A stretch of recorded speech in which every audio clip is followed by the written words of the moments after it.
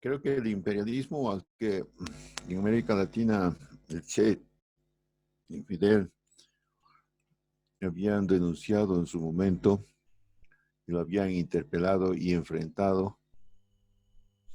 eh, es una etapa, como dice Lenin, es una etapa superior del capitalismo que no ha cesado y que sí ha cambiado en muchas dimensiones. Creo que el considerarnos como patio trasero de los Estados Unidos en particular ha generado que nuestros países tengan justamente a lo largo de su historia una serie de oligarquías, grupos de poder que han sometido a nuestros pueblos, los han vilipendiado, los han explotado y han utilizado los recursos fundamentales de nuestros países para hipotecarlos a las transnacionales. Creo que ese contenido sigue vigente, pero en este último tiempo ha cambiado, se ha transformado en el sentido de que algunos pensaron de que el contenido de la globalización iba a cambiarse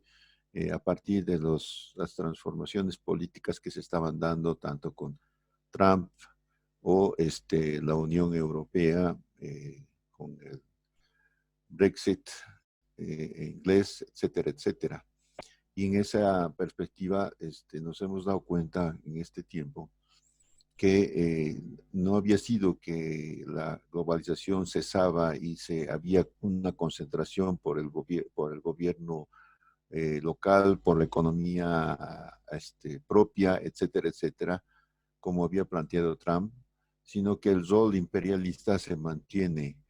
Quiero pelear por lo propio, por las economías locales, pero a costa del mundo, a costa de lo que ya se tiene como imperio. Es decir, las más de 600 bases militares que tiene Estados Unidos en el mundo le permiten equilibrar también un tema fundamental que es el poder desplazar grandes contingentes poblacionales fuera de su territorio, tener la visión sobre su propia población del tema de seguir siendo el liderazgo mundial y quien va a regir definir lo que el mundo va a hacer. Pero en este tiempo, y hace mucho, tiene disputas fuertes en ese liderazgo por su crisis, por su deuda interna fundamental y la deuda externa que tiene, por el crecimiento de la disputa con el propio, eh, con Europa, con Rusia y con China. Y esa disputa nos ha llevado a situaciones impensables en determinado momento, como la que hoy estamos viviendo con la pandemia. Porque si bien creo que hay alguna teoría que habla del hecho de que es la naturaleza la que ha reaccionado frente al abuso del ser humano y del capitalismo en general, que es cierto, en muchos sentidos, esto ha sido detonado eh, eh, y dirigido por determinadas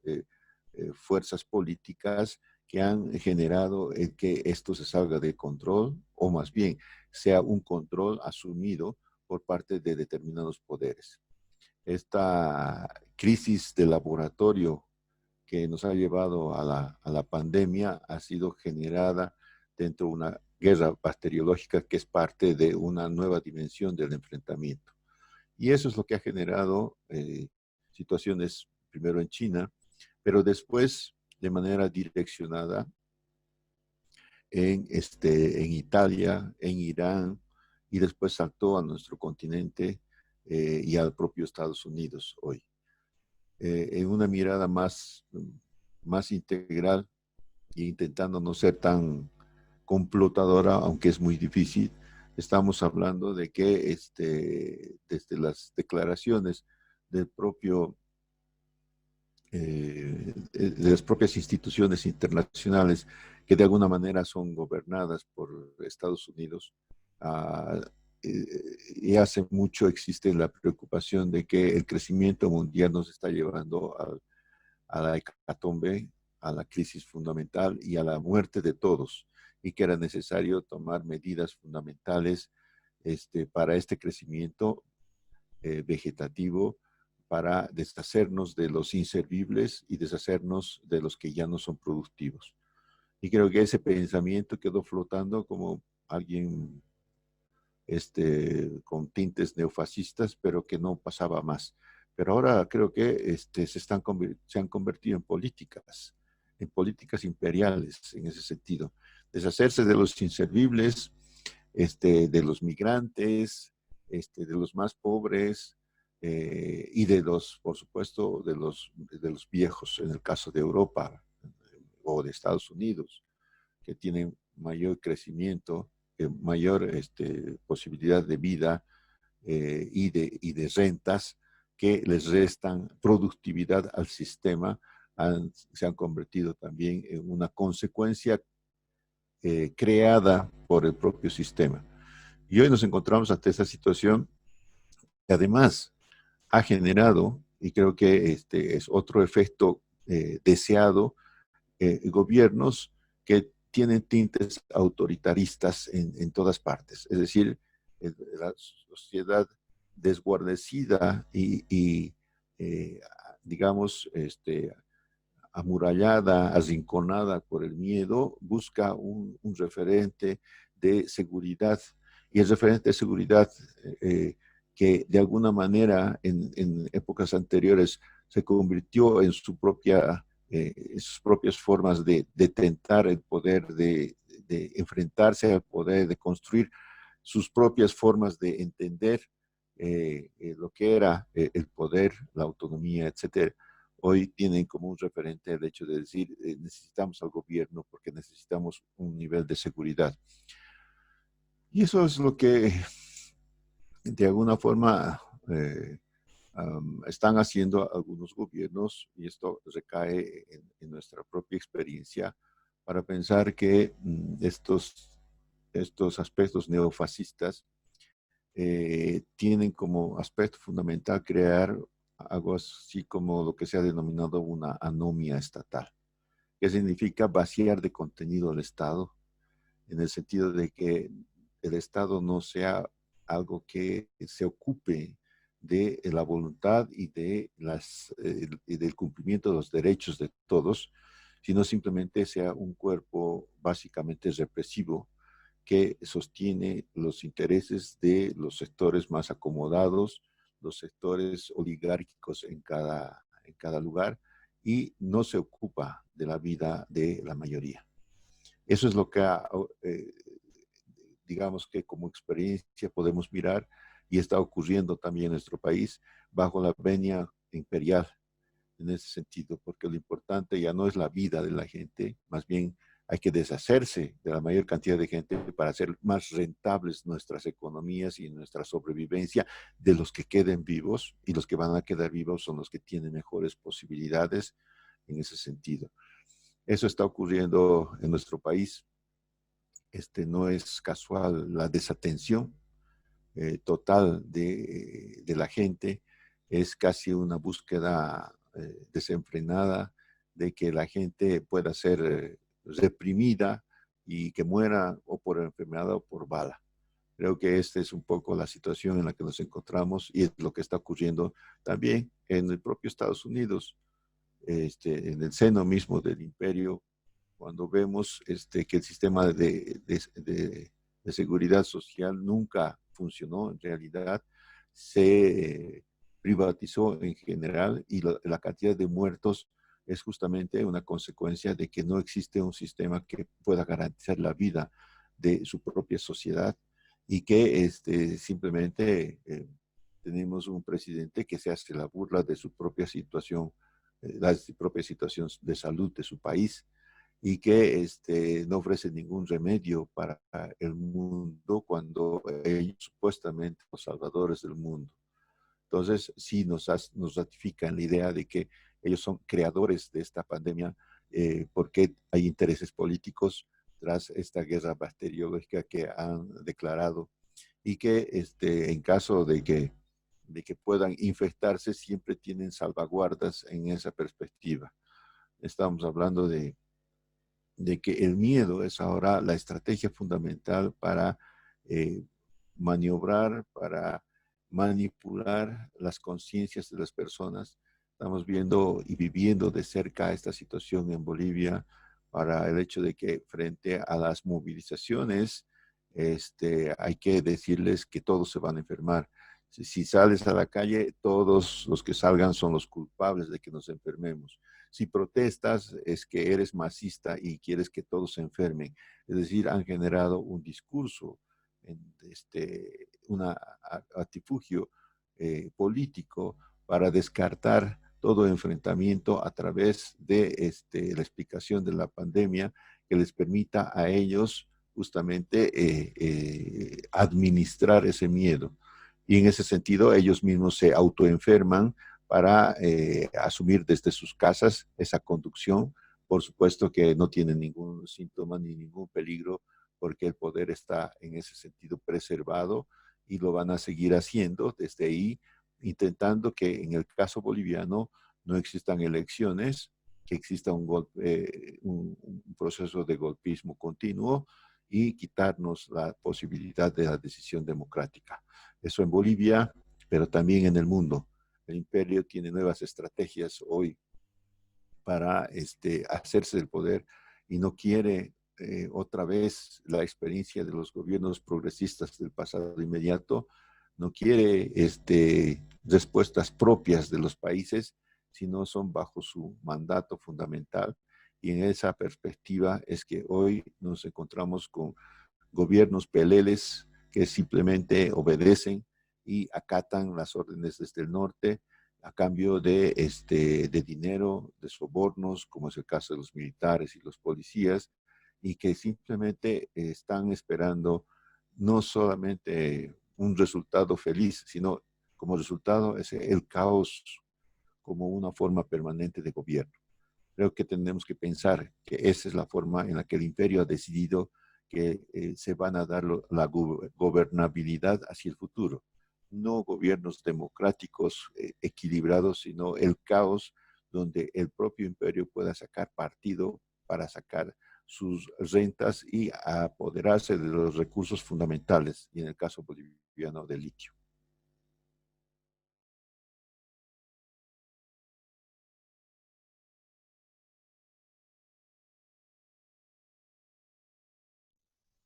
Este es un tema también a reflexionar desde un sentido revolucionario,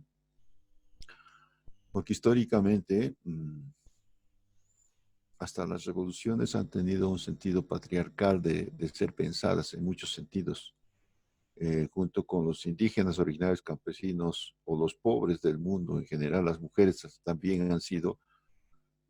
un sector mm, discriminado en el sentido de decir, miren, cuando haya,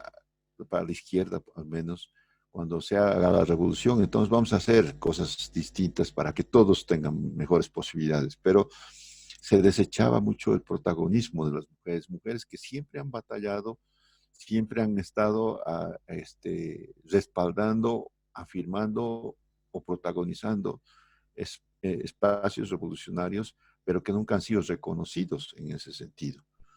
Estamos hablando en general, de un mundo patriarcal que no les ha dado cabida, y si han tenido protagonismo no han sido reconocidas en ese camino. Entonces estamos hablando de revolucionarias también en los tiempos de todos los revolucionarios reconocidos, no sé, Rosa Luxemburgo, Alejandra Kollantay en los tiempos de Lenin, y otras revolucionarias, las que has nombrado, en el caso de la guerrilla en Bolivia, en las guerrillas latinoamericanas siempre ha habido presencia de mujeres, eh, pero sí ha habido siempre esa idea de menospreciar y de achicar el aporte que daban las mujeres en esa perspectiva. Y creo que se ha hecho clásico a la reflexión sobre la izquierda también, cuando se hablaba de dirigentes que podían ser muy comprometidos y revolucionarios, en su espacio de trabajo, pero en su casa golpeaban y maltrataban a sus mujeres. Es decir, el tema patriarcal no había sido hasta hace poco una reflexión importante para hablar de la ética revolucionaria. Y ahora se incorpora en ambos lados, de decir cómo es importante de que los compañeros, las compañeras, estamos construyendo juntos un mundo distinto a partir de eso. Entonces, quiero valorar un poco esa presencia fundamental que no participan más porque no se les ha dado más cabida, porque las mujeres siempre están dispuestas a luchar. Las que se movilizan, las que hoy están en la punta de lanza de enfrentamiento contra el gobierno golpista, protestando porque ya no se tiene que comer, porque no hay insumos, etcétera. Son enfermeras, son amas de casa, son compañeras, más allá del miedo que para a muchos compañeros, incluso dirigentes, se ha encarnado y dicen hay que tener cautela, ellas han roto la cautela y dan la cara por la desesperación, por la necesidad, por su familia, pero también por su sector. Creo que la revolución no puede ser pensada si no es conjuntamente en ese sentido, pensada no como alguien que acompaña al líder, sino alguien que es líder junto con el que lucha. Y eso es lo que deberíamos recuperar también, como esta construcción colectiva no es un tema de ni, ni de ni de individualidades ni de hombres, sino de colectividades y de dimensiones mujer-hombre conjuntas que hacen posible que esta revolución sea íntegra y que vamos a tener siempre mayores conflictos, por supuesto, porque ahora se trata de construir una democracia mayor. Por supuesto que tanto el patriarcalismo como los propios gobiernos fascistoides asumen que es más fácil tomar decisiones desde el poder único y por tanto que los demás acatan. Y es más complicado que la democracia fluya. Y la democracia cuando fluye genera, por supuesto, más puntos de vista, más discusiones, más reflexiones y más interacciones que hacen posible que el mundo sea cada vez más democrático y producto de la construcción de todos. Esto es más difícil, pero es la tarea que nos toca. Cuando hablamos y discutíamos sobre la necesidad de que nuestro país tenga su propia democracia, la democracia intercultural, te estaba refiriendo a estas dimensiones múltiples que tienen que ser vistas con miradas múltiples que nos permitan ser diferentes y al mismo tiempo construir equidad y no solo igualdad en este proceso de construir una justicia social mayor para todos.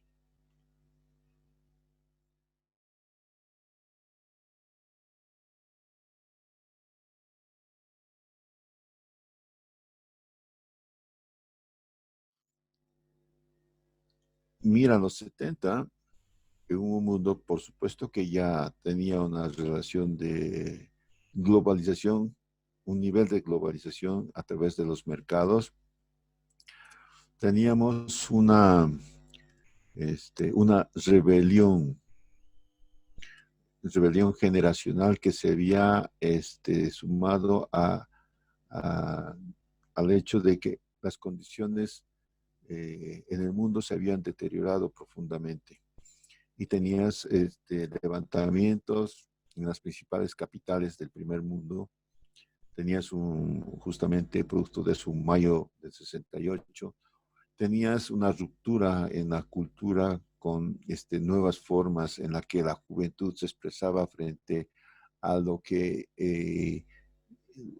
sus mayores habían denominado de que era la cultura. Había una recreación cultural, había una rebelión cultural que se expresó en mayo del 68 en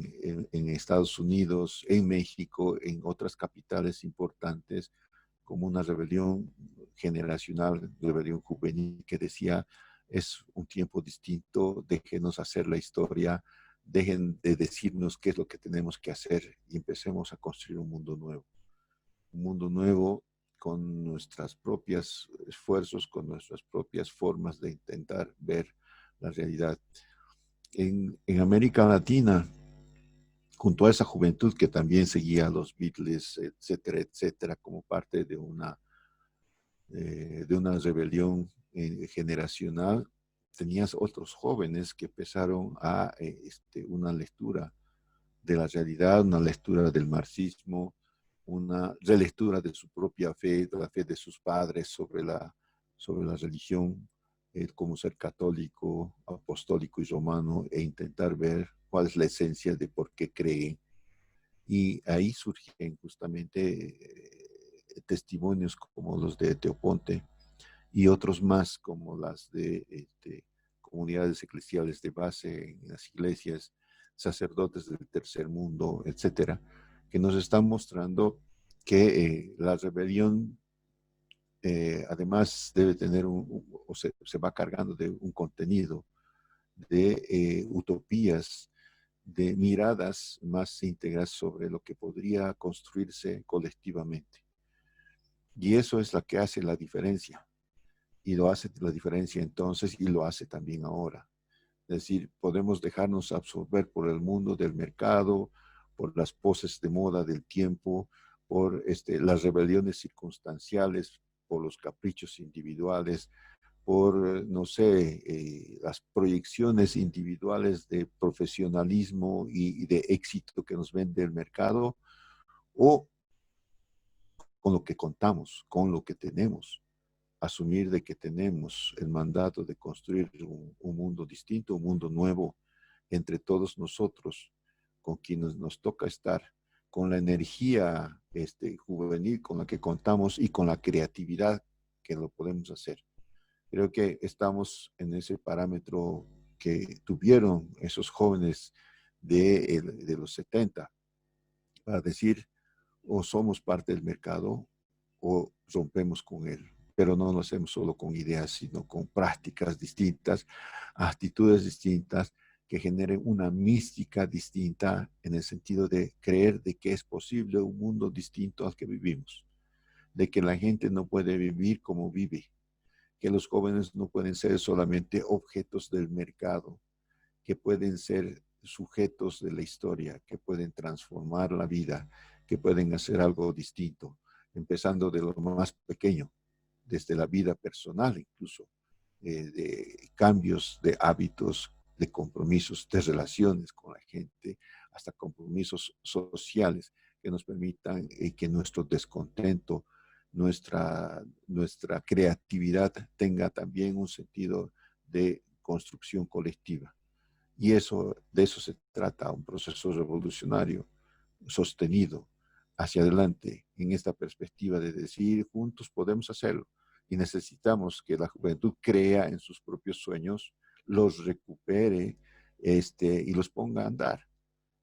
porque no basta de nada soñar sin luchar por tu sueño. Y ese es el punto fundamental.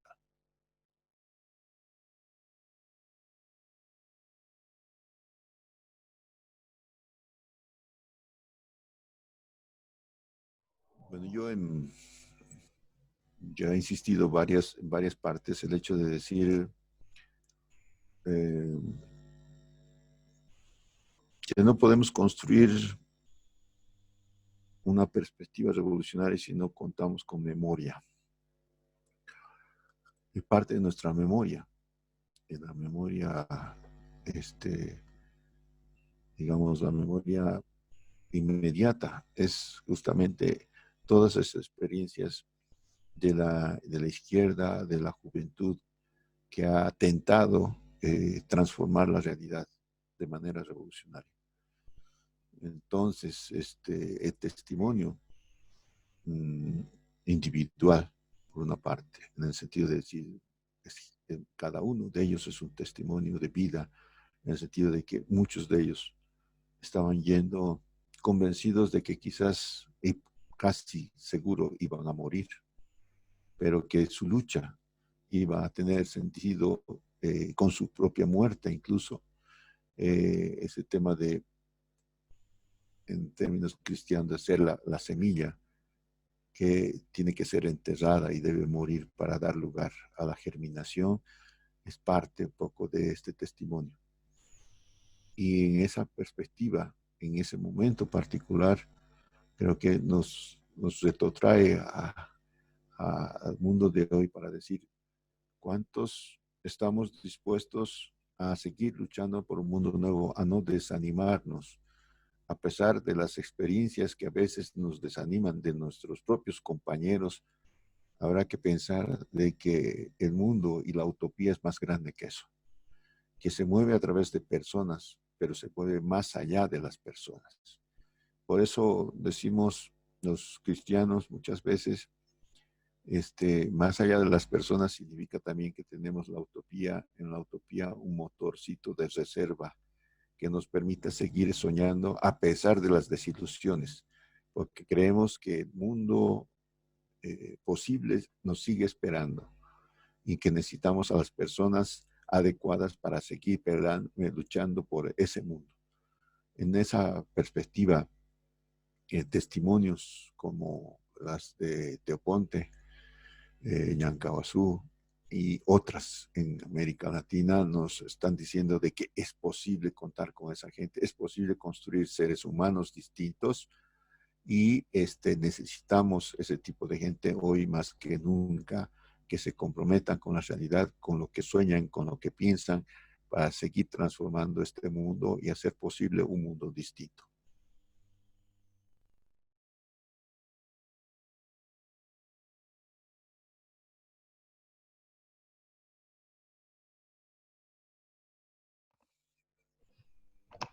Yo creo que ha habido una hipocresía histórica desde Constantino, cuando la iglesia se convirtió en iglesia oficial, luego de haber sido perseguida, vilipendiada, asesinada, etcétera, etcétera, en todos los primeros tiempos como justamente una fuerza política fundamental de un mensaje distinto. Y no hay que separar. Alguien decía, la política no es todo, pero la política tampoco lo es. Es decir, hay aspectos de la creencia, de la fe, etcétera, en mucho que tienen que ver con la política, pero la fe intenta hacer e incluso plantearte una utopía más allá de lo que la política real te está planteando. Y en eso consiste el hecho de tener siempre la posibilidad de seguir exigiéndole a la política más allá de lo que da. Y ser exigentes con la ética y ser exigentes con los compromisos políticos en esa perspectiva. Entonces, lo cristiano también es una postura política de radicalidad en ese sentido. Y desde la teología de la liberación, estamos hablando justamente de la radicalidad del pensamiento o del mensaje evangélico, en el sentido de que no hay medias tintas. Aquí o se interpreta, entre comillas, políticamente desde la perspectiva del pueblo o se la interpreta desde la perspectiva de los poderosos. Desde los poderosos, desde la iglesia oficial, desde los gobiernos, muchas veces se interpreta a la religión como una salvaguarda del poder y se construye las imágenes de las iglesias como algo que debe atemorizar a las personas. Por eso los templos han sido construidos históricamente como majestuosos, grandes, etcétera, para hacer pensar que esa construcción grande, enorme, etcétera, majestuosa, es la imagen de Dios al que tienes que entrar humildemente y humillarte para que pedirle algo que quizás te lo dé o no te lo dé. Entonces, esa es un poco una perspectiva del poder de la religión como opresión, como opio del pueblo, como decía Marx. La otra es esta dimensión de la vida cotidiana en la que para algunos en este lado del país se presenta el ahayu, la energía, la fuerza que te da para seguir luchando y para seguir construyendo lo que todavía no existe. Y que entender de que la forma, el ser cristiano es una forma de vida, no es una forma de religión. Significa que el compromiso que se construye todos los días con la gente, de la relación que construyes en lo que haces, es parte de tu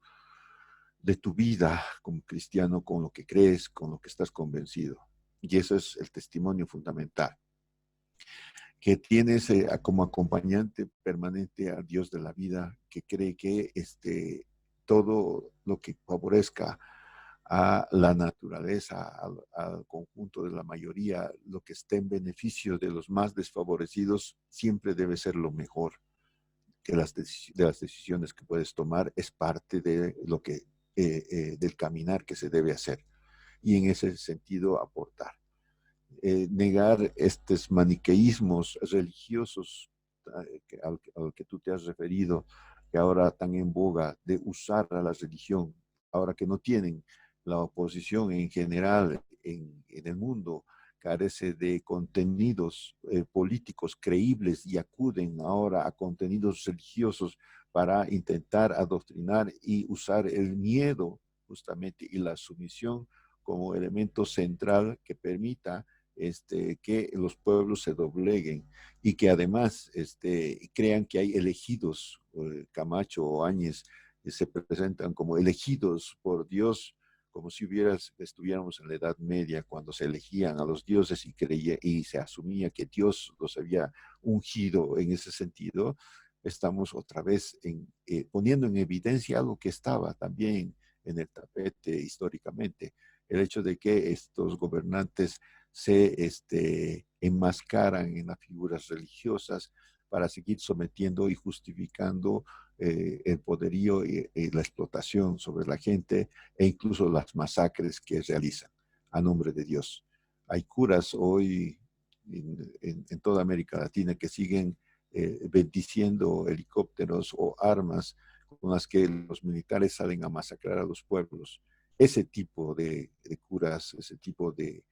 clero es el que está casada con el poder, o arzobispo como el de Santa Cruz, que es justamente quien todos los días, sin referirse a los muertos, a los heridos y perseguidos, sigue atacando, no sé, al narcoterrorismo que nos amenaza, etcétera, etcétera, cual si fuera el enemigo comunista de los años 60 y 70, que es un discurso desempolvado o con el que hoy nuevamente pretenden amedrentarnos y usar a la religión desde la Iglesia Católica, pero también desde los conjuntos de las sectas que han visto un espacio de poder fundamental. Ahora el aparato político, no solo en Bolivia, sino en Brasil y en América Latina, para poder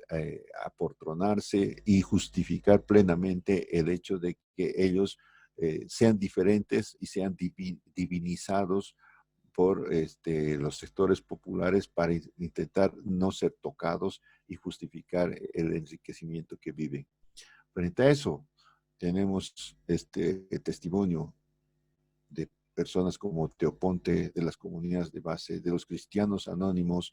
que todavía creen que su fe es fundamental, pero para seguir cambiando la realidad, para que todos podamos tener una realidad distinta y construir de verdad un mundo socialista, un mundo que nos permita a nosotros construir y ser protagonistas y dejar de lado estos autoritarismos disfrazados del color que sea.